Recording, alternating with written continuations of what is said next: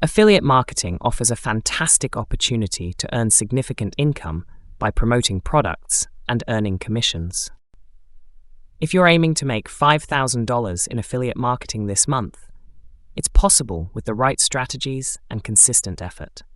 Here are 7 tips to help you reach that goal. Choose high-converting affiliate products. Look for those with high conversion rates, recurring commissions, and high payouts.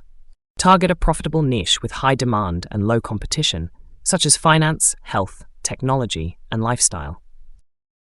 Create high-quality content, including product reviews, how-to guides, and comparison posts to convert visitors into customers. Drive traffic with SEO by conducting keyword research, optimizing your content, and building backlinks to improve your rankings.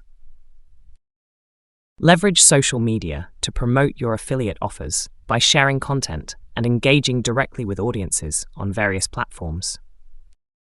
Use paid advertising to reach specific audiences and retarget visitors who have engaged with your site, accelerating your efforts. Track and optimize performance by monitoring click-through rates, A/B testing content, and analyzing traffic sources for better efficiency. Making $5,000 in affiliate marketing this month is achievable with these strategies.